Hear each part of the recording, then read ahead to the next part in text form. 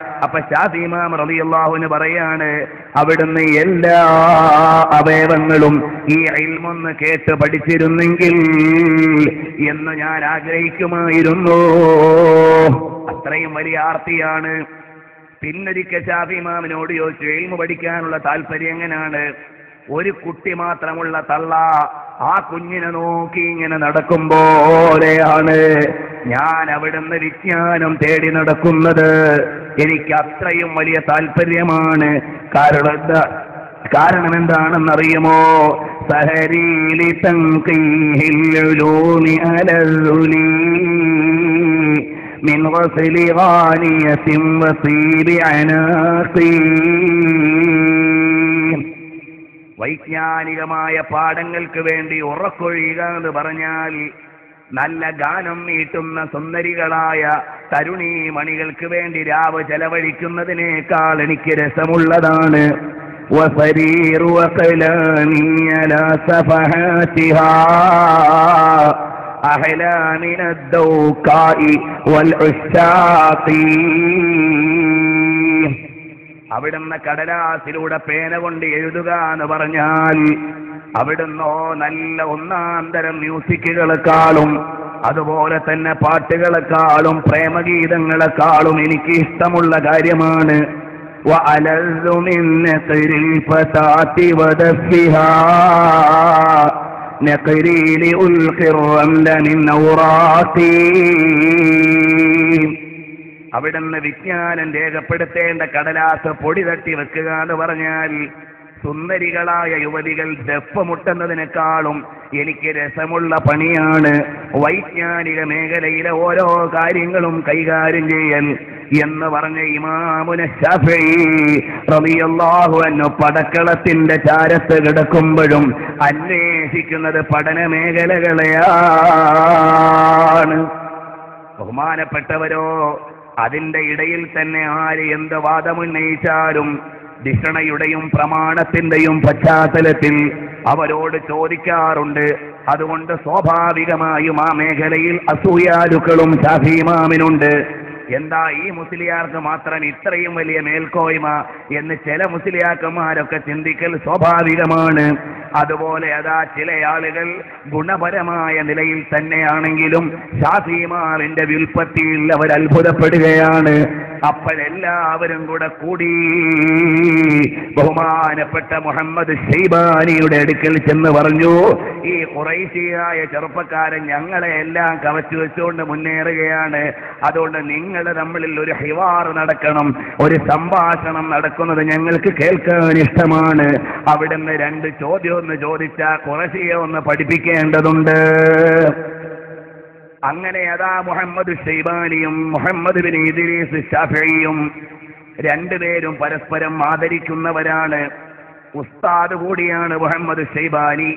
അതുകൊണ്ട് ഉസ്താദിനോട് സംവദിക്കാൻ ഇഷ്ടമില്ലാത്തയാളാണ് ശാഫി ഇമാം തങ്ങൾ. എന്നാൽ ഉസ്താദ് വലിയ സദസ്സിൽ വെച്ച് ചോദ്യം ചോദിക്കുകയല്ലേ.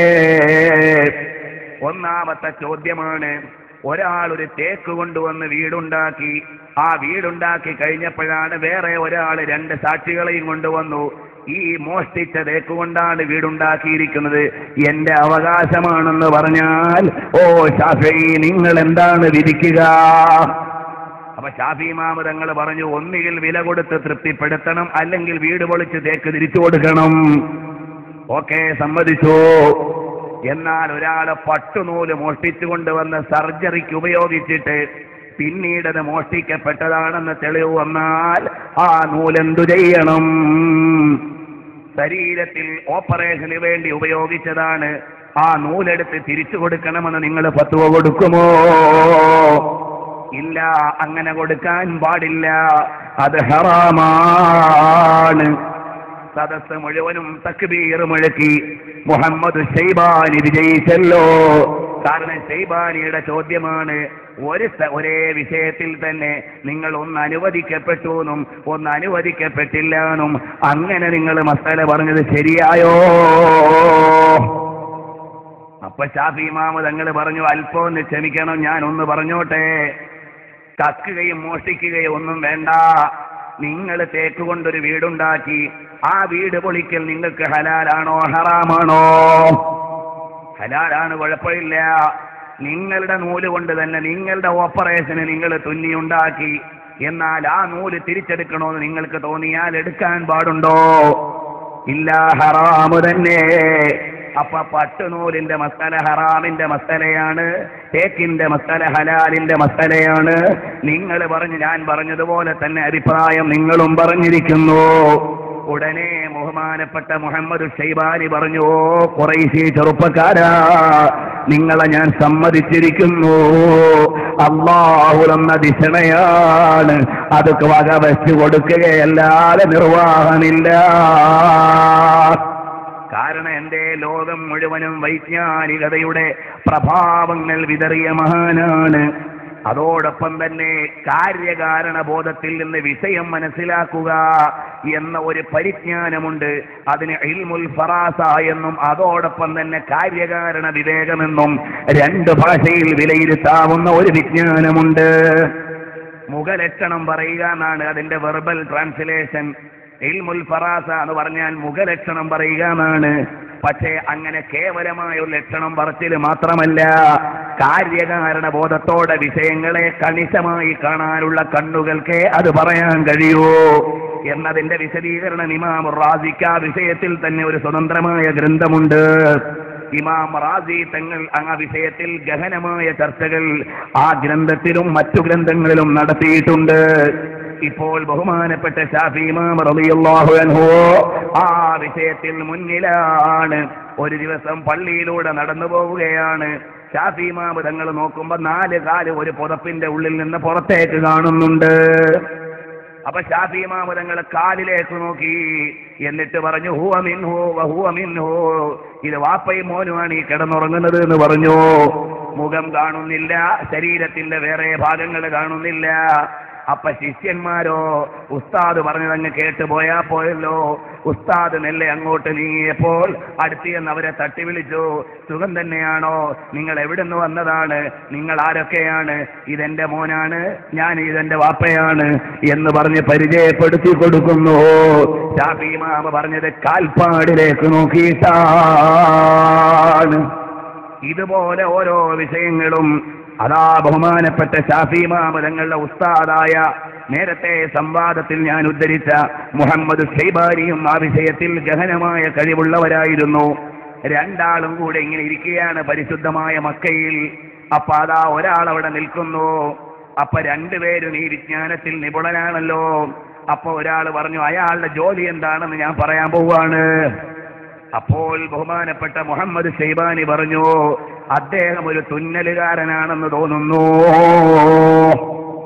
അപ്പോഴോ ബഹുമാനപ്പെട്ട ശാഫി ഇമാം തങ്ങൾ പറഞ്ഞു, അതൊരു ആശാരി പണിക്കാരനാണെന്ന് തോന്നുന്നുണ്ട്. അപ്പൊ എന്ത് ചെയ്തു? മൂന്നാമതൊരാൾ പോയിട്ട് ചോദിച്ചു, നിങ്ങളുടെ പണി എന്താണ്? അപ്പോൾ പറഞ്ഞു, മുമ്പ് തുന്നലായിരുന്നു, ഇപ്പൊ ആശാരി പണിയാണ്. അപ്പൊ രണ്ടുപേരുടെയും കാഴ്ചപ്പാടുകൾ ശരി തന്നെ. ഇതുപോലെ ബഹുമാനപ്പെട്ട ശാഫി ഇമാം റളിയല്ലാഹു അൻഹു അതാ ഒരാൾ ഇങ്ങനെ ഓടി പള്ളിയിലേക്ക് വന്നിട്ട് ഇങ്ങനെ കിടക്കുന്ന മുഴുവൻ ആളുകളെ ഇങ്ങനെ നോക്കുന്നുണ്ട്. അപ്പൊ ശാഫി ഇമാം തങ്ങൾ പറഞ്ഞു, ഒരു കണ്ണിന് കേടുള്ള ഒരു കറുത്ത അടിമയെ തേടിയാണ് ഇയാൾ നടക്കുന്നത്. ഈ വർത്തമാനം കേട്ടപ്പോഴേക്ക് തന്നെ അന്വേഷിച്ച് നടക്കുന്ന ആൾ ഓടിയിങ് വന്നു. അതെ, എന്റെ അടിമയെ നിങ്ങൾ എവിടെങ്കിലും കണ്ടോ? അപ്പൊ പറഞ്ഞു, ജയിലിൽ പോയി നോക്കിക്കോളാൻ പറഞ്ഞു.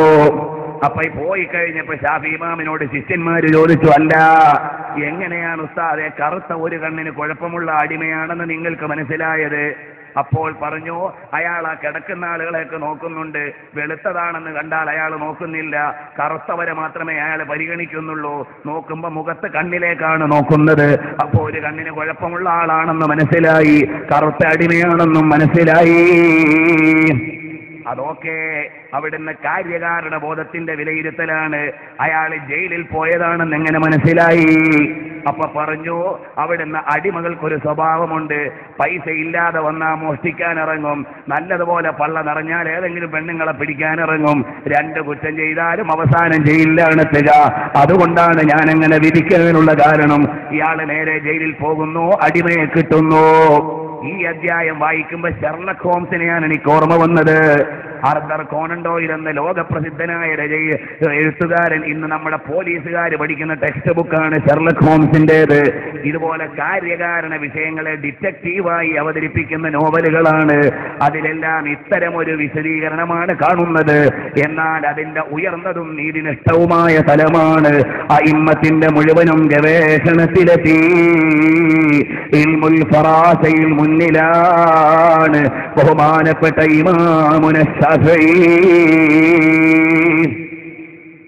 ഒരു ഭാഗത്ത് നോക്കിയാലോ, വലൗലാ അശ്ശഅറു ലിൽ ഉലമാഇ യുസ്രി ലകുൻതുൽ യൗമ അശ്റനിൽ ലബീദി. ഒരു ഭാഗത്ത് പറയുകയാണ്, നാടോടി കവിതകൾ പണ്ഡിതന്മാരുടെ മഹത്വത്തിന് പറ്റാത്തതാണ്, പറ്റുന്നതായിരുന്നെങ്കിൽ ഞാൻ അവിടുന്ന് ലബീദ് ബിൻ മുഗീറയേക്കാൾ വലിയ കവിയായി മാറുമായിരുന്നു എന്ന് പറഞ്ഞ ബഹുമാനപ്പെട്ട ശാഫിഈ ഇമാമിനെയാണ് കാണുന്നത്. മറുഭാഗത്ത് അമ്പെയ്ത്ത് പഠിക്കുമ്പോഴും കുതിരസവാരി പഠിക്കുമ്പോഴും ചെറുപ്പകാലത്ത് ശാഫിഈ ഇമാമിനെ ചോദ്യം ചെയ്തവരുണ്ട്, എന്തിനാണ് ഇതൊക്കെ പഠിക്കുന്നത് എന്ന്. അതൊക്കെ പ്രയോഗിക്കുന്ന ഒരു പടയാളിയെയാണ് ഒരു ഭാഗത്ത് ബോർഡറിൽ കാണുന്നത്. മറുഭാഗത്ത് ലോകത്തുള്ള വൈജ്ഞാനിക ചക്രവർത്തികളെ മുഴുവനും ഒരു വിരൽ കൊടി കൊണ്ട് വൈജ്ഞാനിക പ്രഭുത്വം നയിച്ച ശാഫിഈ ഇമാമിനെയാണ് കാണുന്നത്. മറുഭാഗത്ത് ദിശണ വെച്ചുകൊണ്ട് കടന്നു വരുന്നവരെ മുഴുവനും വെട്ടിയിടുന്ന കൂർത്ത ബുദ്ധിയാണ് വിലയിരുത്തപ്പെടുന്നത്. അങ്ങനെ ഗുണപരമായ എല്ലാ മേഖലയിലും സ്വഭാവപരമായ സമീപനത്തിലും ശാഫിഈ ഇമാമിന്റെ മഹത്വമുള്ള സ്വഭാവത്തെ പ്രകീർത്തിച്ചുകൊണ്ട് മാത്രം അധ്യായങ്ങൾ ഇമാമുകൾ എഴുതിയിട്ടുണ്ട്. അങ്ങനെ നാനാ തലത്തിൽ നിന്നും വായിക്കപ്പെടേണ്ട ചരിത്രമാണ് ബഹുമാനപ്പെട്ട ഇമാമുന ശാഫിഈ റളിയല്ലാഹു അൻഹുവിന്റേതെങ്കിൽ വേറൊരു ഭാഗത്ത് കാണുന്നതെന്താണ്? ഇമാമുന ശാഫിഈ റളിയല്ലാഹു അൻഹു കരയുകയാണ്. എവിടെയാണ് ആത്മജ്ഞാനികളുടെ കൂടെ മജ്‌ലിസിലിരുന്നാൽ ശാഫിഈ ഇമാം റളിയല്ലാഹു അൻഹു കരയുകയാണ്. പരിത്യാഗികളോടൊപ്പം സമീപിച്ചു കഴിഞ്ഞാൽ അല്ലാഹുവിനെ ഓർത്തുള്ള നിലവിളിയാണ്. കണ്ടില്ലേ ബഹുമാനപ്പെട്ടവർ, ഔലിയാക്കന്മാരിൽ ചില ആളുകളുടെ കൂടെ കൂടുകയാണ്. ബഹുമാനപ്പെട്ട ഹാരിസ് എന്നവർ സംസാരിക്കുകയാണ്. ഹാരിസ് ഇബ്നു ലബീദുണ്ട്, അതുപോലെ സാലിഹുൽ മുർരിയുടെ അനുയായികളുണ്ട്. അവരിങ്ങനെ നല്ല ശൈലിയിൽ ഓതുന്നു, ഹാദാ യൗമുൽ ഫസ്ലി ജമഅനാകും വൽ അവ്വലീൻ. ഇവിടെ നിങ്ങളെയും മുൻഗാമികളെയും മുഴുവനും ഒരുമിച്ച് കൂട്ടുന്ന വിധിയുടെ ദിനമാണ്. പരലോകത്തെ സൂചിപ്പിച്ചുകൊണ്ടുള്ള ആയത്ത് വന്നപ്പോൾ فرأيت الشافعي قد اضطرب وبكى بكاء شديدا. ശാഫിഈ ഇമാം തങ്ങളെ കൽബ് പെടച്ച് കരയുകയാണ്. ഈമാനുള്ള ആളുകൾ എങ്ങനെയാണ്? അവരുടെ മേൽ ഖുർആൻ ഓതപ്പെട്ടാൽ അവര് പൊട്ടിക്കരയും. അവര് ഖുർആനിന്റെ വചനങ്ങളുടെ ആഴമാലോചിച്ച് നിയന്ത്രണം വിട്ട് അല്ലാഹുവിലേക്ക് അവർ ചേർന്നുകൊണ്ടിരിക്കും. അബൂ ഹനീഫ ഇമാം തങ്ങൾ കണ്ടില്ലേ, ഒരായത്ത് കേട്ട് ഇശാ കഴിഞ്ഞ് സുബഹി വരെ കരഞ്ഞത് കഴിഞ്ഞ വർഷം ഖൈറാത്തുൽ ഹിസാനിൽ നിന്ന് ഉദ്ധരിച്ചിട്ടുണ്ട്. മാലിക് ഇമാം തങ്ങൾ കണ്ടില്ലേ, ഒരു ഹദീസിന്റെ ശകലത്തിൽ മസ്ജിദുൻ നബവിയിൽ ഇരുന്ന് കരയുന്നത് കഴിഞ്ഞ വർഷത്തെ പ്രഭാഷണത്തിന്റെ സീഡി നിങ്ങൾക്ക് ഇവിടെ ലഭിക്കും, അതിൽ പറഞ്ഞിട്ടുണ്ട്.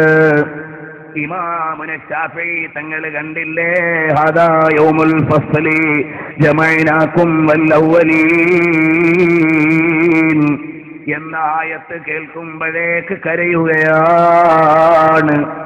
എന്നിട്ട് അല്ലാഹുവിനോട് ദുആ ചെയ്യുന്നു, ഇലാഹി അഊദു ബിക മിൻ മഖാമിൽ കസ്സാബീൻ വഇറാദിൽ ഗാഫിലീൻ. ഇലാഹി خضعت لك قلوب العارفين وولهت بك قلوب المشتاقين. إلهي هب لي جودك وجدلني بسترك واعف عني بكرم وجهك يا أرحم الراحمين. പടച്ചവനെ, എന്നെ നിഷേധികളിൽ പെടുത്തല്ലേ, അശ്രദ്ധമായി തിരിഞ്ഞുകളയുന്നവരിൽ പെടുത്തല്ലേ. നിന്നിലേക്കല്ലേ ആരിഫീങ്ങളുടെ മുഴുവനും കൽബുകൾ ലയിച്ചു ചേരുന്നത്, നിന്നിലേക്കല്ലേ അനുരാഗികളുടെ മനസ്സുകൾ ചേർന്നു നിൽക്കുന്നത്. അല്ലാഹുവേ, നിന്റെ ഔദാര്യമാണ് വേണ്ടത്. നിന്റെ മറയുണ്ടെന്നാണ് നിന്റെ മറ കൊണ്ടാണ് നീ ന്യൂനതകൾ മറച്ചു വെച്ചിട്ടാണ് എനിക്ക് പ്രഭാവം തരേണ്ടത്. അല്ലാഹുവേ, നിന്റെ ഔദാര്യവും മാന്യതയും കൊണ്ട് എനിക്ക് വിട്ടുവീഴ്ച ചെയ്തു തരണേ അല്ലാ എന്ന് പറഞ്ഞ് ഇമാമുന ശാഫിഈ തങ്ങള് പൊട്ടിക്കരയുകയാണ്. അപ്പൊ ആത്മീയതയുടെ തികവും വിജ്ഞാനത്തിന്റെ മികവും ഭിഷണയുടെ മേന്മയും കാര്യകാരണം വിലയിരുത്താനുള്ള ആധികാരികതയും അങ്ങനെ പ്രൗഢിയുടെ മുഴുവൻ മേന്മകളെയും ഒരുമിച്ച് കൂട്ടിയ ഇമാമുകളാണ് ആധികാരികമായി ഖുർആനും ഹദീസും ചർച്ച ചെയ്തിട്ട് നിർദ്ധാരണം ചെയ്ത് മതവിധികളെ അടയാളപ്പെടുത്തി തന്നത്. ആ ശാഫിഈ ഇമാം റളിയല്ലാഹു അൻഹുവിന്റെ വാഹനം നടന്നുപോയ കുളമ്പടിയുള്ള സ്ഥലത്തെ മണൽത്തരിയുടെ പോലും മൂല്യമില്ലാത്ത ആളുകൾ ആധുനിക ഇജ്തിഹാദികളുടെ ആളുകളായി കടന്നു വരുമ്പോ, നവീന മുജ്തഹിദുകളെ, നിങ്ങൾക്ക് ശാഫിഈ ഇമാമിന്റെ കാലത്ത് ജീവിക്കാനോ അല്ലെങ്കിൽ അവിടുത്തെ മർഗം കടന്നുപോയ സ്ഥലത്ത് അതാ ആ കാൽപ്പാട് പതിഞ്ഞ സ്ഥലത്ത് മണൽത്തരിയാകാനോ ഉള്ള അർഹതയില്ല. എന്നിട്ടാണ് അത് ഷാഫി പറഞ്ഞതല്ലേ ബുഖാരി പറയട്ടെ എന്ന് പറയുന്നത്. മോനെ, ബുഖാരി ആരാ? അവരുടെ ഭാഷയാണ്. നമുക്കിമാം ബുഖാരിയാണ്, നമുക്കിമാമുന ശാഫിഈയാണ്. ശാഫിഈ ഇമാം റളിയല്ലാഹു അൻഹു പറഞ്ഞു, നിസ്കാരത്തിന്റെ ഫർള് ഇത്രയാണ്. അപ്പോഴാണ് നീ പറയുന്നത് ബുഖാരിയിലുണ്ടോന്ന്. എടോ, നിനക്ക് ചരിത്രമറിയില്ല, നിനക്ക് ഇമാമുകളെ അറിയില്ല, നിനക്ക് പ്രമാണങ്ങളുടെ നിദാനമറിയില്ല. അതുകൊണ്ട് പ്രിയപ്പെട്ട ചെറുപ്പക്കാരെ, അത്തരം അബദ്ധവീക്ഷണങ്ങളിലേക്ക് വഴുതി പോകാതെ ഇമാമുകളുടെ ആധികാരികതകൾ നമ്മൾ പഠിക്കണം. ഒരിമാമിനെ പറയാൻ നമുക്ക് 10 ദിവസം പോരാ. അബൂ ഹനീഫ തങ്ങളോ, വലൈലു അബീ ഹനീഫതലിൽ ഇബാദ നഹാറു അബീ ഹനീഫതലിൽ ഇഫാദ. അബൂ ഹനീഫ ഇമാം തങ്ങളുടെ ഇരവുകൾ ആരാധനയ്ക്കാണ്, പകലുകൾ പരിജ്ഞാനത്തിനാണ്. അങ്ങനെയുള്ള അബൂ ഹനീഫ തങ്ങളും അതുപോലെ എന്തിന് വിശദീകരിക്കണം, ഇസ്ലാമിക പ്രമാണങ്ങളുടെ ഓൾ ഇൻ ഓൾ ആയിരുന്ന മഹാന്മാരെ മുഴുവനും അവഗണിച്ചു കളഞ്ഞിട്ട് ഞങ്ങൾക്ക് ചരിത്രം വേണ്ട, വാപ്പ ഉപ്പാപ്പമാരെ വേണ്ട, ഞങ്ങൾക്ക് ഖുർആൻ ട്രാൻസ്ലേഷൻ മതി എന്ന് പറയുന്ന ജഡീകരിക്കപ്പെട്ട ഇസ്ലാമിന്റെ നവീനവാദികളെ, നിങ്ങൾക്ക് ഇസ്ലാമിന്റെ മധുരമറിയില്ല. പറയാതിരിക്കാൻ നിർവാഹമില്ല. കാരണം അത്രയും വലിയ ഭോഷ്കാണ് ഈ നവീനവാദികളുടെ വാദങ്ങൾ. ഇമാമുകളുടെ ജീവിതത്തിലെ ഒരു ദിവസത്തിന്റെ മൂല്യം ഇന്ന് ജീവിച്ചിരിക്കുന്ന മുഴുവൻ ആലിമീങ്ങളുടെയും മുഴുവൻ ജീവിതത്തിന്റെയും മൂല്യം അതിനേക്കാൾ മേലെയാണ് ഇമാമുകളുടെ ഒരു ദിവസത്തെ ജീവിതം. കാരണം അവരങ്ങനെ ജീവിച്ചവരാണ്. അവരുടെ ആരാധന, സാധന, ഉപാസന മുഴുവനും അങ്ങനെയായിരുന്നു. അല്ലാഹു അവരുടെ അനുഗ്രഹം കൊണ്ട് നമുക്ക് ഹിദായത്തിന്റെ വെളിച്ചം വർദ്ധിപ്പിച്ചു തരട്ടെ. ഇൽമിന്റെ ലോകം അല്ലാഹു നമ്മുടെ കൽബിലേക്ക് തുറന്നു തരട്ടെ. അങ്ങനെ രാത്രി ഇരുന്ന് പൊട്ടിക്കരയുന്നവരാണ്. പടക്കളത്തിന്റെ ചാരയും സുന്നത്ത് നിസ്കാരം മുടക്കാത്തവർ, പടക്കളത്തിന്റെ ചാരയും പരിജ്ഞാനത്തിന്റെ ചർച്ചകൾ ഒഴിവാക്കാത്തവർ, അങ്ങനെ എല്ലാ മഹത്വങ്ങളുടെയും മേന്മകളുടെയും ഉടമകളായ ഇമാമുകൾ. പക്ഷേ ലോകത്തിനൊരു പടുതിയുണ്ട്, ലോകത്തിനൊരു ഘടനയുണ്ട്. കുല്ലു നഫ്സിൻ ദാഇഖത്തുൽ മൗത്ത്. എല്ലാ ഉദയവും അസ്തമാനത്തിന്റെ തുടക്കമാണ്. പ്രഭാതം പ്രദോഷത്തിന്റെ ആമുഖമാണ്. ഉയർച്ച തകർച്ചയുടെ തുടക്കമാണ്. വളർച്ച തളർച്ചയുടെ ആമുഖമാണ്. ലോകത്തിന്റെ ഘടന അങ്ങനെയാണ്. എല്ലാ ജനിച്ചവരും മരിക്കേണ്ടതാണ്. ഇവിടെ ശാഫി ഇമാമിന്റെ ചരിത്രം പറഞ്ഞു തീർക്കുകയല്ല, നമ്മുടെ സമയത്തിന്റെ പരിധി കൊണ്ട് പറയാതിരിക്കുകയാണ്. ഞാൻ നേരത്തെ പറഞ്ഞ ശാഫി മദ്ഹബ് എന്ന വിഷയം ഞാൻ തൊട്ടിട്ടില്ല. ഇമാമുകളുടെ പരമ്പര എന്ന വിഷയം ഞാൻ തൊട്ടിട്ടില്ല. പരിശുദ്ധമായ ഖുർആൻ നബിതങ്ങളിൽ നിന്ന് കേട്ടതിൽ 4ാമത്തെ ശിഷ്യനാണ് ഇമാമുന ശാഫി. ആ ശാഫി ഇമാമിനെയാണ് ഏതെങ്കിലും ഒരു ബുക്കിലെ പ്രിന്റ് കണ്ടിട്ട് വിമർശിക്കാൻ ആളുകൾ ഇറങ്ങുന്നത്. ഓ ശാഫി ഇമാം തങ്ങളെ, ഇന്നമൽ അഅ്മാലു ബിന്നിയാത്ത് എന്ന ഹദീസ് ശാഫി ഇമാമിനെ വിടുന്നീട്ടി പറയാൻ പ്രയാസമില്ല. ഹദ്ദസനി മാലികുൻ അൻ നാഫിഇൻ അൻ ഇബ്നു ഉമറ അൻ ഉമർ ബിനുൽ ഖത്താബ് ഔ അൻ റസൂലില്ലാഹി സല്ലല്ലാഹു അലൈഹി വസല്ലം തങ്ങളിൽ നിന്ന് ഇബ്നു ഉമർ തങ്ങൾ കേട്ടത്, അവിടുന്ന് നാഫി തങ്ങൾ കേട്ടത്, അവിടുന്ന് മാലിക് തങ്ങൾ കേട്ടത്, അവിടുന്ന് നേരെ പഠിച്ചത്. ഇത്ര അതോറിറ്റിയാണ് ശാഫി ഇമാം തങ്ങൾക്കുള്ളത്. അവിടുന്ന് സുവർണ ശ്രേണി എന്ന പേരിൽ അവിടുന്ന് ദഹബിയായ സിൽസിലയുണ്ട്. അതുപോലെ തന്നെ 3 പേര് മാത്രമുള്ള നബിയിൽ നിന്നുള്ള നിവേദനങ്ങളുണ്ട്. അതുപോലെ ഇമാമുകൾ മുഴുവനും ഉത്തമ നൂറ്റാണ്ടിന്റെ സന്തതികളാണ്. നബി സല്ലല്ലാഹു അലൈഹി വസല്ലം തങ്ങൾ പറഞ്ഞില്ലേ, ഉത്തമ നൂറ്റാണ്ടിൽ ഏറ്റവും ഗോൾഡൻ നൂറ്റാണ്ട് എന്റേതാണ്, തൊട്ടടുത്തതാണ്, തൊട്ടടുത്ത മൂല്യമുള്ളത്, അടുത്ത മൂല്യം അടുത്തേതിനാണ്. അങ്ങനെ നബി തങ്ങൾ പറഞ്ഞ പുണ്യ നൂറ്റാണ്ടുകൾ 3 ഉണ്ട്. ആ 3 നൂറ്റാണ്ടിൽ ജീവിച്ച് വഫാത്തായവരാണ് 4 മദ്ഹബിന്റെ ഇമാമുകളും. സാധാരണക്കാര് ചിലപ്പോ വിചാരിക്കും ശാഫി ഇമാം വലിയ മുഹദ്ദിസൊന്നും അല്ല, ബുഖാരി ഇമാമാണ് ഏറ്റവും ലോകത്തെ വലിയ മുഹദ്ദിസെന്ന്. അല്ല മോനെ, ശാഫി ഇമാമിന്റെ ഹദീസ് വിജ്ഞാനത്തെ വെച്ച് നോക്കുമ്പോൾ അവിടുത്തെ ശിഷ്യന്റെ ശിഷ്യനാണ് ഇമാം ബുഖാരി. അഹ്മദ് ബിൻ ഹംബൽ തങ്ങൾ ഒരു ദിവസം വന്ന് ശാഫി ഇമാമിനോട് ചോദിക്കുകയാണ്, ഉസ്താദെ, ഇജ്തിഹാദ് നടത്തണമെങ്കിൽ 1,00,000 ഹദീസ് അറിഞ്ഞാ മതിയോ? പറ്റൂല മോനെ അഹ്മദേ. 2,00,000 മതിയോ? പറ്റില്ല മോനെ അഹ്മദേ. 3 മതിയോ? പറ്റില്ല മോനെ അഹ്മദേ. 5,00,000 പഠിച്ചാലോ? തൽക്കാലം ഒന്ന് തുടങ്ങി നോക്കാമെന്ന നിലക്ക് ചെറിയൊരു സമ്മതമേ ഇമാം ശാഫിഈ പറഞ്ഞിട്ടുള്ളൂ. എന്നാൽ ഇന്ന് മതവിധി പറയുന്ന 12,000 ഹദീസുകളെ നമ്മുടെ ഹദീസ് ഗ്രന്ഥങ്ങളിൽ ഉള്ളൂ. മതവിധികൾ പറയുന്ന 12,000 ഹദീസുകളേ ഉള്ളൂ. ആകെ തുക നോക്കിയാൽ 1,00,000 ഹദീസുകളേ ഉള്ളൂ. ഇബ്നു ഷാഹീന്റെ നിവേദനത്തിൽ നോക്കിയാൽ 45 ലക്ഷം ഹദീസുകൾ സമാഹാരങ്ങളായി ലഭ്യമായിരുന്നു.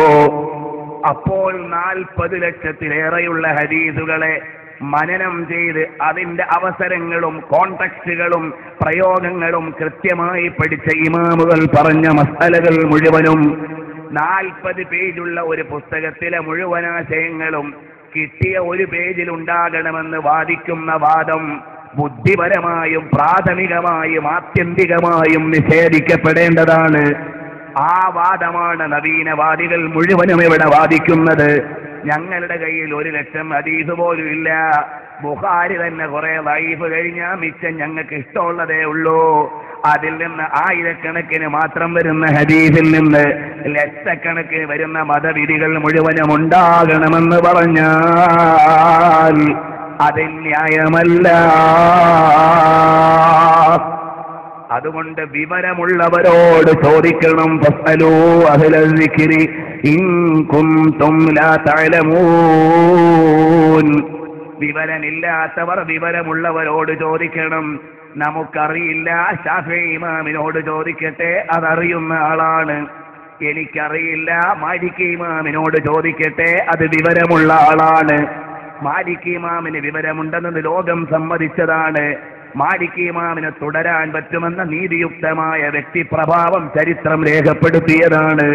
ഖുർആനാണെന്നതിന് തെളിവെന്താണോ അതേ തെളിവ് തന്നെയാണ് മാലിക് ഇമാം നീതിമാനാണെന്നതിന്. ഖുർആനാണെന്നതിന് തെളിവെന്താണോ അതുതന്നെയാണ് ശാഫിഈ ഇമാം നീതിമാനാണെന്നതിനുള്ള തെളിവ്. കടന്നുപോയി എന്ന് നിങ്ങൾ വിചാരിക്കണ്ട. ഖുർആൻ നമ്മുടെ കയ്യിലുള്ള മുസ്ഹഫ് ഖുർആൻ, അത് ഖുർആനാണെന്നതിന് തെളിവ് ലോക മുസ്ലിമീങ്ങളുടെ ഇജ്മാഅാണ്. അതേ ഇജ്മാഅ് തന്നെയാണ് ശാഫിഈ ഇമാം ജീവിച്ചിരുന്നു എന്നതിന്, അതേ ഇജ്മാഅ് തന്നെയാണ് അബൂ ഹനീഫ തങ്ങൾ ജീവിച്ചിരുന്നു എന്നതിന്, അതേ ഇജ്മാഅ് തന്നെയാണ് ഇമാം ബുഖാരി ജീവിച്ചിരുന്നു എന്നും അവിടുന്ന് നീതിമാനായിരുന്നു എന്നും അമീറുൽ മുഅ്മിനീന ഫിൽ ഹദീസ് ആയിരുന്നു എന്നും ഉള്ളതിന് തെളിവും അതുതന്നെയാണ്. വിശദീകരിക്കാനുള്ള സമയമില്ല. അതുകൊണ്ട് മഹാനായ ശാഫിഈ ഇമാം റളിയല്ലാഹു അൻഹു എന്ന തേജോമയമായ വ്യക്തിപ്രഭാവത്തിന്റെ പ്രഭാവിലാസം, അവിടുത്തെ ചെറിയൊരു ജീവിതം കൊണ്ടാണ് ഇത് മുഴുവനും നേടിയത്. ലളിതമായൊരു ജീവിതം കൊണ്ടാണ് നബവി ഇമാം തങ്ങൾ വിപ്ലവം രചിച്ചത്. ചെറിയൊരു ജീവിതം കൊണ്ടാണ് അയിമ്മത്ത് രേഖകൾ അടയാളപ്പെടുത്തിയത്. അതുപോലെ ചെറിയൊരു ജീവിതമേ ഇമാമുന ശാഫിഈ തങ്ങൾക്കുമുള്ളൂ. മുആദ് റളിയല്ലാഹു അൻഹുവിനെ അറിയാത്തവരുണ്ടോ? യാ മുആദ് ഇദാ സഅൽത ഫസ്അലില്ലാഹ് എന്ന ഹദീസിൽ വിളിച്ച മുആദിനെ അറിയുമോ? റളിയല്ലാഹു അൻഹു. അവിടുന്ന് 30 ചില്ലറ വയസ്സിലാണ് മുആദ് തങ്ങൾ വഫാത്തായത്. ചെറിയ ജീവിതം കൊണ്ടാണ് അമരമായ വ്യക്തിത്വം ഉണ്ടാക്കിയത്.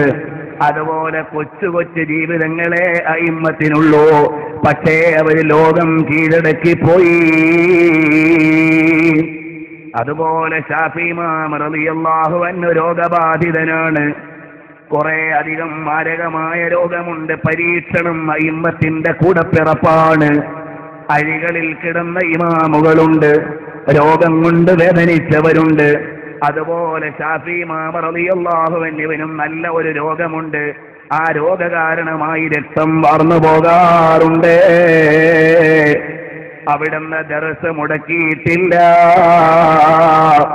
ദർസ് നടത്താൻ വേണ്ടി കസേരയിൽ ഇരിക്കുമ്പോ ചിലപ്പോൾ ആ രക്തം അവിടുത്തെ കസേരയിലൂടെ ഇറ്റുപോകുന്നുണ്ട്. ഇടറിയിട്ടില്ല. കാരണം അല്ലാഹുവിന്റെ മാർഗത്തിൽ ക്ഷമിക്കേണ്ടവരാണ്. ഫലനബലുവന്നകും ബിനഖ്സിൻ മിനൽ അംവാലി വൽ അൻഫുസി വസ്സമറാത്ത്. അല്ലാഹ് പരീക്ഷിക്കുമെന്ന് ഖുർആൻ പറഞ്ഞതാണ്. അപ്പൊ ശാഫിഈ ഇമാം തങ്ങൾ ഇരിപ്പിടത്തിലിരിക്കുമ്പോ വസ്ത്രത്തിൽ രക്തമാകുന്നു, ഇരിപ്പിടത്തിൽ രക്തമാകുന്നു. ചിലപ്പോഴൊക്കെ കസേരയുടെ കാലിലൂടെ ഇറ്റ് വീഴുന്നത് വരെ. അവിടുന്ന് രോഗം കൊണ്ട് വേദനിക്കുമ്പോഴും മഹാനവറുകൾക്ക് പരാതിയില്ല. അല്ലാഹുവിന്റെ വജ്ഹിന് വേണ്ടിയുള്ള ജീവിതമാണ്. അങ്ങനെ പല പ്രാവശ്യവും രോഗമായിട്ടുണ്ട്. ഒരു തവണ രോഗിയായപ്പോ എല്ലാ തവണയും രോഗമാകുമ്പോ നഫീസത്തുൽ മിസ്രിയ റളിയല്ലാഹു അൻഹയുടെ അടുക്കലേക്ക് അവിടുന്ന് രോഗം പറയാൻ വിടാറുണ്ട്, ദുആ ചെയ്യുന്നതിന് വേണ്ടി. അപ്പോഴെല്ലാം മഹദി ദുആ ചെയ്യാറുണ്ട്. അല്ല പോലെ അടിമയ്ക്ക് മിസ്രിയ വേണോന്നുള്ള വാദം ശാഫിഈ ഇമാമിനില്ല. അള്ളാഹുവിനോട് ദുആ ചെയ്യട്ടെ മഹത്തുക്കൾ. അള്ളാഹുവിനെ മാനിക്കുന്നവരുടെ ദുആ അല്ല മാനിക്കുമെന്ന പ്രാഥമിക തത്വമില്ലേ? അങ്ങനെ അല്ലാഹു സുബ്ഹാനഹു വ തആലയോട് ദുആ ചെയ്യുമ്പോൾ രോഗം മാറാറുണ്ട്. അതാ അവസാനം ലോകത്തോട് വിട പറയാനുള്ള രോഗശയ്യയിലാണ്. ശാഫിഈ ഇമാം തങ്ങൾ പറഞ്ഞു വിടുന്നു ദുആ ചെയ്യാൻ. നഫീസത്തുൽ മിസ്രിയ റളിയല്ലാഹു അൻഹ ആദരിക്കുന്ന നേതാവാണ് ശാഫിഈ ഇമാം തങ്ങൾ. എല്ലാ തവണയും രോഗം മാറട്ടെ എന്നാണ് പ്രാർത്ഥന. ഈ തവണയുള്ള പ്രാർത്ഥന എന്താണ്? അല്ലാഹുവിനെ നല്ല നിലയ്ക്ക് കണ്ടുമുട്ടാൻ ഭാഗ്യമുണ്ടാകട്ടെ. മറുപടി വന്ന് പറയുമ്പോ തന്നെ ശാഫിഈ ഇമാം തങ്ങൾ മനസ്സിലാക്കി ഇതവസാനത്തെ രോഗമാണ്. ചില ആളുകൾ രേഖപ്പെടുത്തുന്ന ഒരു ചരിത്രമുണ്ട്. ബഹുമാനപ്പെട്ട ശാഫി ഇമാമിനോട് അസൂയയുണ്ടായിരുന്ന ഒരാളുണ്ടായിരുന്നു. അയാൾ ഫതയാൻ എന്ന പേരിലുള്ളയാൾ ശാഫി ഇമാം തങ്ങളോട് പരസ്യമായി ഖണ്ഡനം നടത്തുകയും ഖണ്ഡനത്തിൽ പരാജയപ്പെട്ടപ്പോൾ തെറിവിളിക്കുകയും തെറിവിളിച്ചതിന്റെ പേരിൽ അവിടുന്ന് ഭരണാധികാരികൾ ശിക്ഷിക്കുകയും ചെയ്തു. എന്നിട്ടും അയാൾ കടങ്ങിയില്ല. അവസാനം പതിയിരുന്നിട്ട് ശാഫി ഇമാമിനെ അയാളുടെ ആളുകൾ മാരകമായി ആക്രമിച്ചിട്ടുണ്ടെന്നും പള്ളിയിൽ നിന്നിറങ്ങി വരുമ്പോൾ ആ അക്രമത്തിന്റെ കാരണമായി ശാഫി ഇമാം കിടപ്പിലായി എന്നും ചില ചരിത്രകാരന്മാര് രേഖപ്പെടുത്തുന്നുണ്ട്. യാഖൂത്തുൽ ഹമവിയുടെ വിശദീകരണത്തിൽ എങ്ങനെയാണ്? ഇമാം ബൈഹഖിക്ക് നിവേദനം കിട്ടിയിട്ടില്ലെന്നാണ് വിശദീകരണം. ഏതായാലും അങ്ങനെ ഒരു കാരണം ചില ചരിത്രകാരന്മാര് പറയുന്നുണ്ട്. ശാഫി ഇമാം റളിയല്ലാഹു അൻഹു കിടക്കുകയാണ്, രോഗശയ്യയിലാണ്. എല്ലാ ആളുകളും വരുന്നു ദുആ ചെയ്യാൻ, ശാഫി ഇമാമിനെ കാണാൻ. അതാ വ്യാഴാഴ്ച രാവിലെയായി. ഹിജ്റ 204 വയസ്സ് 54. റജബ് മാസമാണ്. അവസാനത്തെ വെള്ളിയാഴ്ച രാവ്, വ്യാഴാഴ്ചയാണ്. രാവിലെയായി. അല്ലാ തഖാഫൂ വലാ തഹ്സനൂ.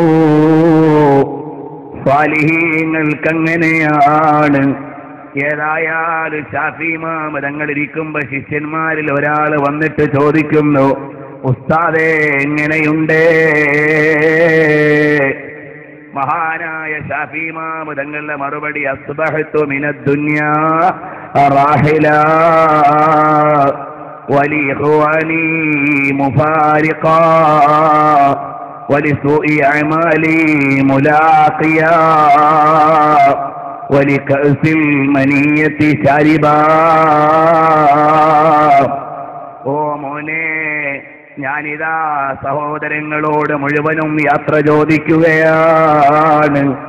ഈ ഭൗതിക ലോകത്തോട് വിട പറയുകയാണ്. എന്റെ ദുർവൃത്തികളെ അഭിമുഖീകരിക്കാൻ പോവുകയാണ്. അത് വിനയത്തിന്റെ വാചകമാണ്. ഈമാനുള്ളവരാണല്ലോ അല്ലാഹുവിനെ ഏറ്റവും ഭയക്കുന്നവർ.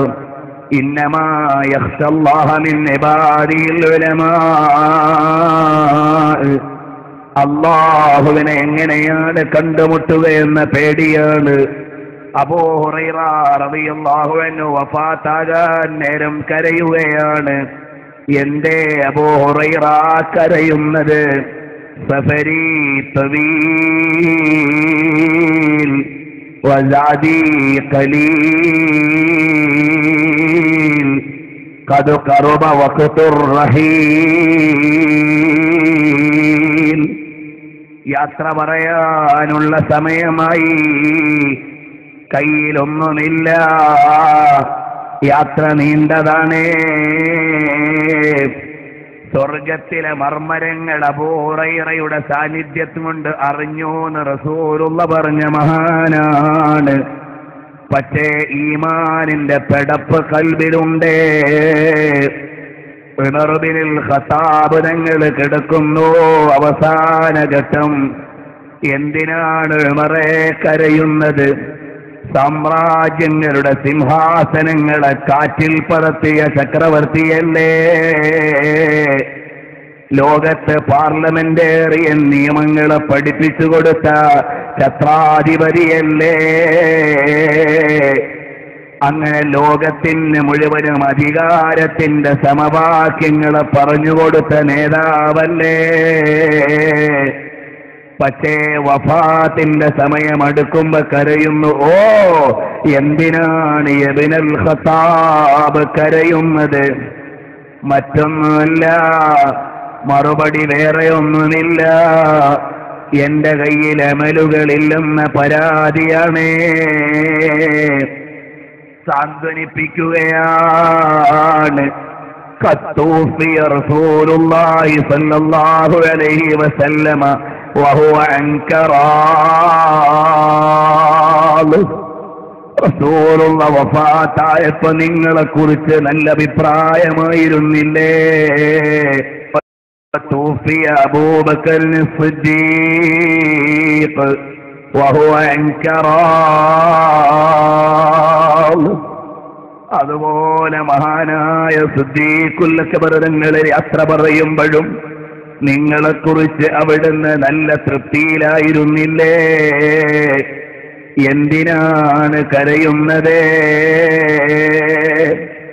അതുപോലെയാണ് ശാഫി ഇമാം റളിയല്ലാഹു അൻഹു അവിടുന്ന് പറയുകയാണ്, ഇതെന്റെ യാത്രയുടെ സമയമാണ്,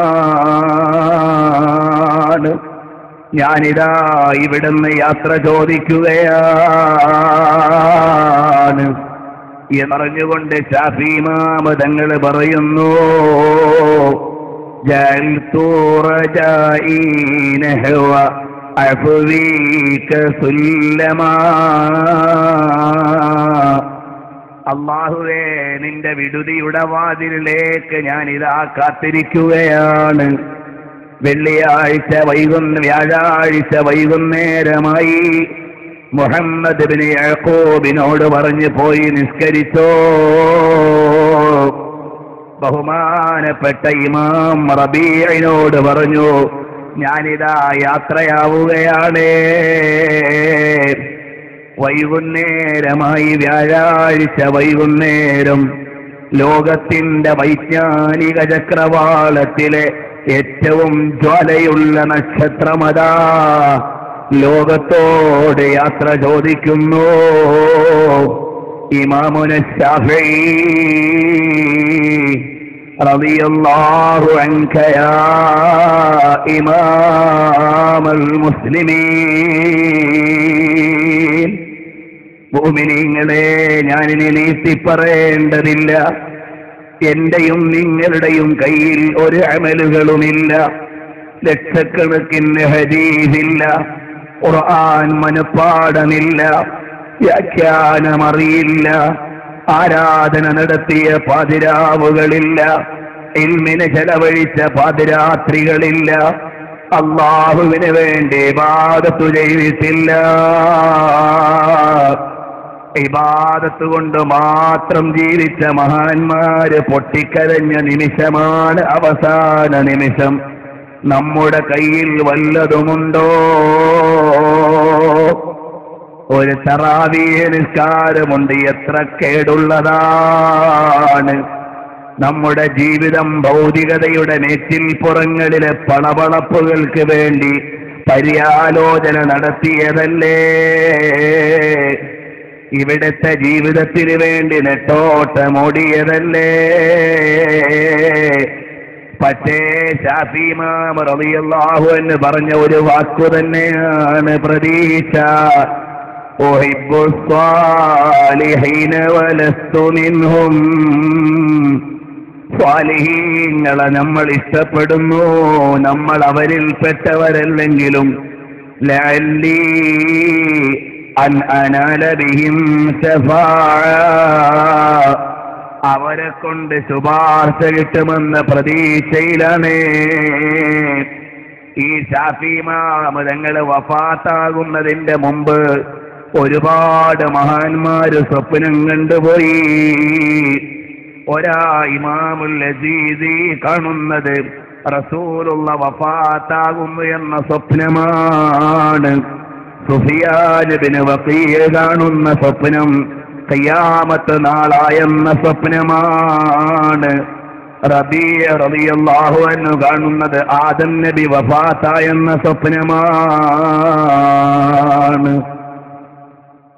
അതുപോലെ എല്ലാ ആളുകളും, ശാഫി ഇമാമുമായി ബന്ധപ്പെട്ട മുഴുവൻ ആളുകളും അവിടുത്തെ വിയോഗത്തിന്റെ മുന്നറിയിപ്പുകൾ അറിഞ്ഞവരാണ്. ഞാൻ നിർത്തുന്നു. ആ മഹാനായ ശാഫി ഇമാം തങ്ങളുടെ ജനാസ നിബിഡമായ വലിയ സദസ്സിൽ വെള്ളിയാഴ്ച വൈകുന്നേരം നിസ്കരിച്ചു. ഷാഫി ഇമാം തങ്ങളുടെ വസിയ്യത്ത് പ്രകാരം നഫീസത്തുൽ മിസ്രിയ റളിയല്ലാഹു അൻഹയുടെ വീട്ടിന്റെ അടുക്കൽ കൊണ്ടുവച്ച് ഷാഫി ഇമാമിന്റെ ഒരു ശിഷ്യന് ഇമാമായി നിന്ന് അകത്തു നിന്ന് നഫീസത്തുൽ മിസ്രിയ മഅ്മൂമായി നിസ്കരിച്ച് അവിടുത്തെയുടെ ബറക്കത്തെടുക്കാൻ സ്ത്രീകളുടെ മയ്യത്ത് നിസ്കാരത്തിന് നഫീസത്തുൽ മിസ്രിയ ഷാഫി ഇമാമിനെ നിസ്കരിച്ചില്ലേന്ന് പ്രമാണം പറയുന്നവരെ നിങ്ങൾക്കത് തെളിവല്ല. ചരിത്രം നേരെ വായിക്കണം. അവിടുന്ന് മുസനീഫ് ബഹുമാനപ്പെട്ട ഷാഫി ഇമാമിന്റെ ശിഷ്യനാണ് നേതൃത്വം കൊടുത്തത്. അവിടുന്ന് പുരുഷന്മാരുടെ വലിയ നിസ്കാരത്തിന് ശേഷമാണ് നിർവഹിച്ചത്. അങ്ങനെയാണ് അനുഗ്രഹം തേടി സ്വാലിഹീങ്ങൾ നിസ്കരിച്ചാൽ മുഅ്മിനീങ്ങൾ മയ്യത്ത് നിസ്കരിക്കുന്നത് ഈ മയ്യത്തിന് ശുപാർശയാണ്. ഫാത്തിഹ ഓതുന്നത് മയ്യത്തിന് കൂലി കിട്ടാനാണ്. ഫാത്തിഹ ഓതിയാൽ കൂലി കിട്ടുമെങ്കിൽ ഖത്ം ഓതിയാൽ കൂലി വലുത് കിട്ടുമെന്നല്ലേ പഠിക്കേണ്ടത്. മരിച്ചവരുടെ പേരിൽ ഖുർആൻ പാരായണം ചെയ്യുന്നതിനെ എതിർക്കുന്നവർക്ക് വകതിരിവില്ലാതെ പോയതാണ്. ഫാത്തിഹ നമ്മളെ ജനാസ നിസ്കാരത്തിൽ ഫാത്തിഹ ഓതിയില്ലേ, അത് മയ്യത്തിന് കൂലി കിട്ടാനല്ലേ. എന്നാൽ ഖുർആൻ മുഴുവനും ഓതുമ്പോ വലിയ പ്രതിഫലമല്ലേ മയ്യത്തിന് കിട്ടേണ്ടത്. സാധാരണക്കാരായ മുഅ്മിനീങ്ങൾ തന്നെ മയ്യത്ത് നിസ്കരിച്ചാൽ അത് മയ്യത്തിന് ശുപാർശയല്ലേ. സ്വാലിഹീങ്ങളും സാദാത്തുക്കളുമായാൽ അത് വലിയ പ്രതിഫലമല്ലേ. വാപ്പ മരിക്കുമ്പോ മകൻ ഇമാമത്ത് നിൽക്കണമെന്നൊരു പാഠമുണ്ട്. അതിന്റെ അർത്ഥം ഏതെങ്കിലുമൊക്കെ മോൻ ഇമാമത്ത് നിൽക്കാനല്ല. സാദാത്യങ്ങളുണ്ടെങ്കിൽ അവർക്ക് പരിഗണനയാണ്. വലിയ ആലിമീങ്ങളുണ്ടെങ്കിൽ അവര് മുമ്പിൽ തന്നെയാണ്. അല്ലാതെ ക്ലീൻ ഷേവും ധരിച്ച് ഫാത്തിഹോദാനും അറിയാതെ ഞെരിയാണിക്ക് താഴെ തുണി വലിച്ച് ചവിട്ടിത്തേക്കുന്ന കാക്കാടെ പിന്നിൽ നിന്ന് ആലിമീങ്ങൾ നിസ്കരിക്കണമെന്ന മസലയല്ല. സമൂഹം വകതിരിവോടെ വിലയിരുത്തേണ്ട വിഷയമാണ്. ചില ആളുകളൊക്കെ അപ്പോ ഒരു നിയമപാലനത്തിന് ഓടി വരാറുണ്ട്. ആലിമീങ്ങൾ ഉണ്ടെങ്കിൽ അവര് നിസ്കരിക്കട്ടെ, അതാണ് മയ്യത്തിന്റെ ക്ഷേമത്തിന് നല്ലത്. അല്ലാഹു സുബ്ഹാനഹു വ തആല നമ്മുടെ മരണം സ്വാലിഹീങ്ങളുടെ മരണം പോലെ ആക്കി തരട്ടെ. സ്വാലിഹീങ്ങൾ മയ്യത്ത് നിസ്കരിക്കുന്ന ജനാസയാക്കി തരട്ടെ. ഒരുപാട് മുഅ്മിനീങ്ങൾ മയ്യത്ത് നിസ്കരിക്കുന്ന അവസ്ഥ തരട്ടെ. മംഗലാപുരത്തെ പോലെ ഐഡന്റിഫൈ ചെയ്യാൻ പോലും പറ്റാതെ ചാമ്പലായി പോകുന്ന ഒരവസ്ഥയും ഈ ഉമ്മത്തിലെ ഒരാൾക്കും വെക്കല്ലേ അല്ലാഹ്. അതിൽ പെട്ടുപോയവർക്ക് നീ മഗ്ഫിറത്ത് നൽകണേ അല്ലാഹ്. ഒരു ചെറിയ കാര്യം കൂടി പറയാൻ നിങ്ങൾ സാവധാനം തരണേ. ഷാഫി ഇമാമിന്റെ ഈ അധ്യായം ഇവിടെ സെമിക്കോളനിടട്ടെ. അല്ലാഹു നിയോഗം നൽകിയാൽ ബാക്കി വേറെ എവിടെയെങ്കിലും പറഞ്ഞോളാം.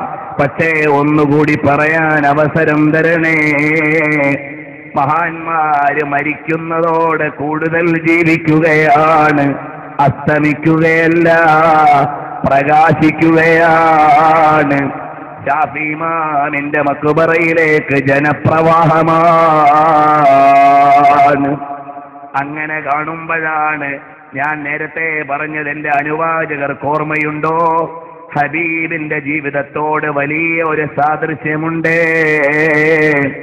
റസൂലുള്ളാഹിന്റെ തിരുഖബർ തുറക്കാൻ എതിരാളികൾ ശ്രമിച്ചതുപോലെ ഷാഫി ഇമാമിന്റെ ഖബർ തുറക്കാൻ അനുകൂലികൾ തന്നെ ശ്രമിച്ചു.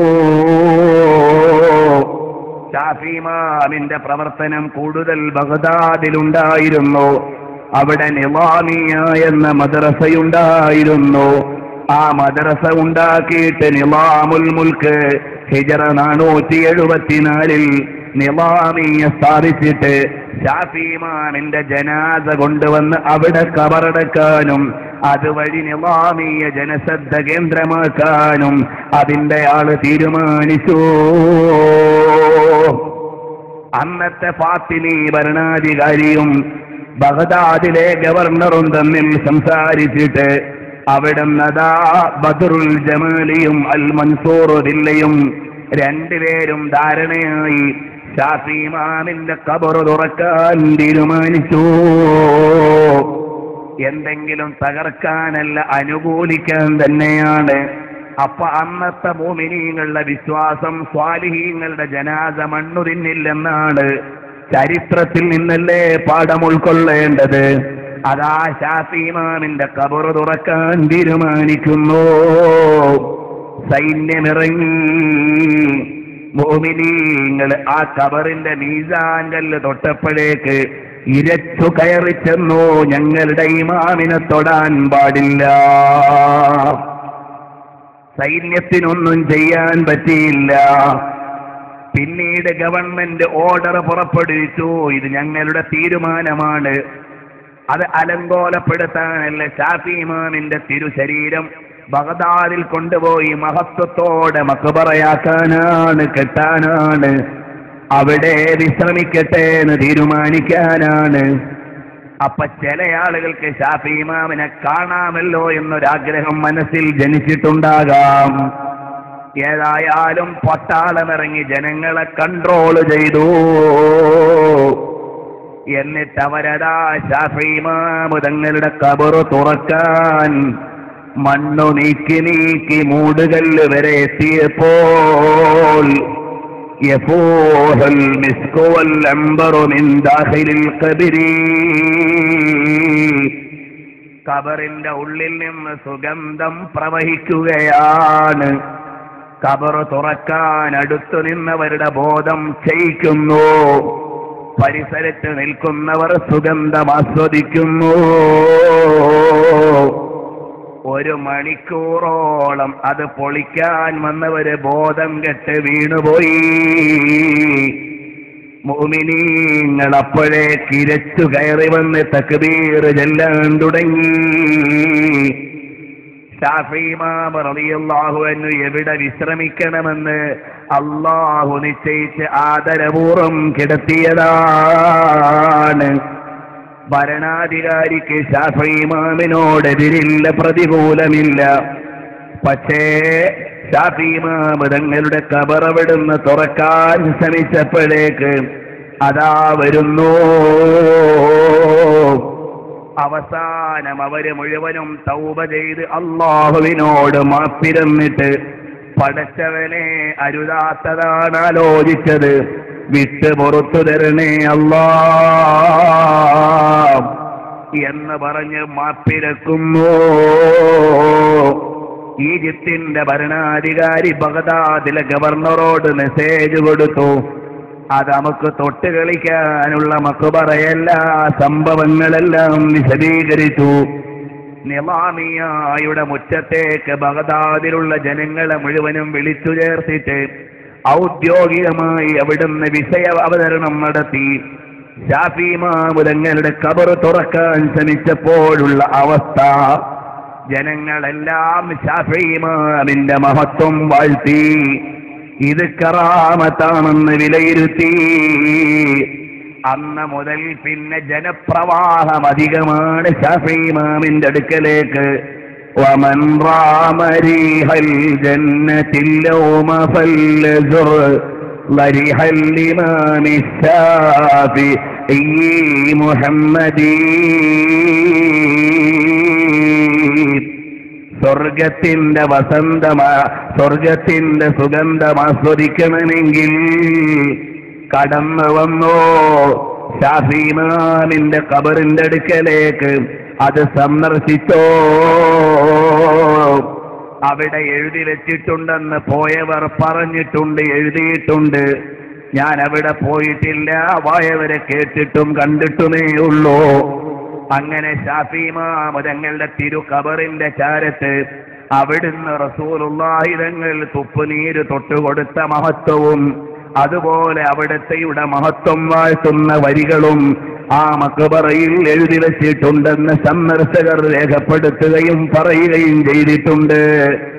ആ മഹത്വങ്ങളോടെ കിടക്കുന്ന ഇമാമുന ശാഫി, അതും ഹദീദിന്റെ പ്രകാശനമാണ്. റസൂലുള്ളാഹിന്റെ സമ്മാനമല്ലാതെ ലോകത്തൊന്നുമില്ല. എല്ലാ മഹത്വങ്ങളും മദീനയുടെ മണൽപ്പരപ്പിൽ നിന്നാണ്. എല്ലാ വിലാസങ്ങളും അഷ്റഫുൽ വറായുടെ വാതിൽക്കൽ നിന്നാണ്. എല്ലാ അംഗീകാരങ്ങളും പുണ്യ റസൂൽ സല്ലല്ലാഹു അലൈഹി വസല്ലം തങ്ങളുടെ പടിമുറ്റത്ത് നിന്നാണ്. അതുകൂടി പറഞ്ഞൊന്ന് നിർത്താമല്ലോ. മുഅ്മിനീങ്ങളെ, ഒരു 5 മിനിറ്റ് നിൽക്കുന്നതിൽ പ്രയാസമില്ലല്ലോ.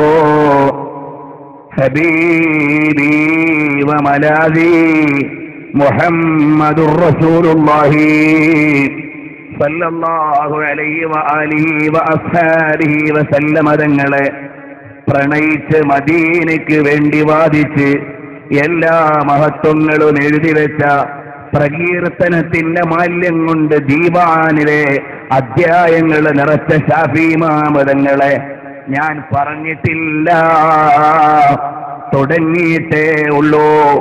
എന്നാലും മഹാന്മാരുടെ മഹത്വം പറയൽ ആത്മീയ ലോകത്ത് വലിയ പുണ്യമുള്ള കാര്യമാണ്. ഞങ്ങളെ സ്വീകരിക്കണേ അല്ലാഹ്. ശാഫി ഇമാം തങ്ങൾ വഫാത്തായി കുറച്ച് ദിനങ്ങൾ കഴിഞ്ഞു. അടുത്തുള്ള ആളുകൾ കാണുന്നു ശാഫി ഇമാം തങ്ങളെ. മാദാ ഫഅലല്ലാഹു ബിക യാ മുഹമ്മദ് ബിൻ ഇദ്രീസ്, അല്ലാഹു എങ്ങനെയാണ് നിങ്ങളെ ഏറ്റെടുത്തിട്ടുണ്ടോ? ഉടനെ ശാഫി ഇമാം തങ്ങൾ പറയുന്നു, അഹല്ലല്ലാഹുൽ ജന്നത ബിഅസ്രിഹാ, അല്ലാഹു സുബ്ഹാനഹു വ തആല അതാ എനിക്ക് സ്വർഗം മുഴുവനും തുറന്നു തന്നിട്ടുണ്ട്. സ്വർഗം മുഴുവനും തുറന്നു തന്നിട്ടുണ്ട്. അത് മദ്ഹബ് ക്രോഡീകരിച്ചത് കൊണ്ടാണോ? ഉസൂലുൽ ഫിഖ് ഉണ്ടാക്കിയത് കൊണ്ടാണോ? വൈജ്ഞാനിക ശാഖകളെ ഉപാസിച്ചത് കൊണ്ടാണോ? അല്ല, ബിഫലാത്തി ഫീ ലൈലി കിതാബി, എന്റെ കിതാബിന്റെ അനുബന്ധത്തിൽ എഴുതിയ സ്വലാത്തിന്റെ കാരണം കൊണ്ട് അവിടുന്ന് അല്ലാഹു തആല എനിക്ക് സ്വർഗം തന്നു എന്ന് ശാഫി ഇമാം തങ്ങൾ സ്വപ്നത്തിലൂടെ കൂട്ടുകാരോട് സന്ദേശമറിയിച്ചു. അല്ലാഹു ആ ഹബീബിനെ പ്രണയിക്കാൻ നമുക്ക് തൗഫീഖ് തരട്ടെ. അതുകൊണ്ട് മുഅ്മിനീങ്ങളെ, നമ്മുടെയും മരണം അകലെയല്ല, കർമ്മമല്ലാതെ കൂടെ വരികയില്ല. പടച്ചവനെ ഓർത്ത് ജീവിച്ച് അല്ലാഹുവിലേക്ക് മനസ്സ് തിരിച്ച് അല്ലാഹുവിലേക്ക് ചിന്തിച്ചാലല്ലാതെ രക്ഷയില്ല. ഒരു പക്ഷേ അടുത്ത റമളാനിൽ നമ്മൾ പലരും ഉണ്ടാകില്ലല്ലോ. അല്ലാഹു ദീർഘായുസ്സും ആഫിയത്തും അവന്റെ പൊരുത്തത്തിലും ദീനിന്റെ ഖിദ്മത്തിലും തരട്ടെ. അപ്പോൾ നമ്മുടെ വിയോഗത്തിന്റെ സമയം കൈപിടിക്കാൻ ഒരൊറ്റ നേതാവേ ഉള്ളൂ, മുഹമ്മദുർ റസൂലുള്ളാഹി സല്ലല്ലാഹു അലൈഹി വസല്ലം തങ്ങൾ. ആ റസൂലുള്ളാഹിന്റെ അനുമതി വേണമെങ്കിൽ കള്ളു കുടിച്ചുകൂടാ, നിസ്കാരം ഉപേക്ഷിച്ചുകൂടാ, അന്യപെണ്ണിന്റെ കൂടെ ഇടകലർന്നുകൂടാ, അതുപോലെ തന്നെ തോന്നിവാസങ്ങൾ ചെയ്തുകൂടാ, ഹറാമുകൾ ചെയ്തുകൂടാ, അള്ള വിലക്കിയത് തിന്നുകൂടാ, അള്ള വിലക്കിയത് ചെയ്തുകൂടാ, പടച്ചവന്റെ മതത്തിനെതിരെ ജീവിച്ചുകൂടാ. എന്നാലേ അല്ലാഹുവിന്റെ അംഗീകാരവും ഹബീബിന്റെ ആശീർവാദവും കിട്ടൂ. അല്ലാഹു സ്വാലിഹീങ്ങളിൽ പെടുത്തി തരട്ടെ, ആഖിബത്ത് നന്നാക്കി തരട്ടെ. ശാഫി ഇമാം തങ്ങളെ പോലെയുള്ള മഹാന്മാരുടെ പറഞ്ഞതിന്റെ ബറക്കത്തുകൊണ്ട്, അത് കേട്ടതിന്റെ ബറക്കത്തുകൊണ്ട് ജലാലായ റബ്ബേ, അവരുടെ പിന്നിൽ ഞങ്ങളെ ഒന്ന് സ്വർഗത്തിൽ കടത്തി തരണേ അല്ലാഹ്.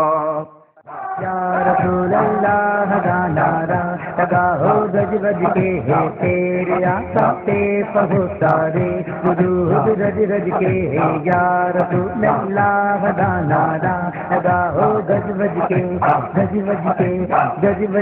है या रसूल अल्लाह दाना. ഇസ്ലാമിക് സീഡികളുടെയും വിപുലമായ ശേഖരം future group and Medina media ബർക്കസ് complex Babar road Kozhikode. Phone 999599778960599900.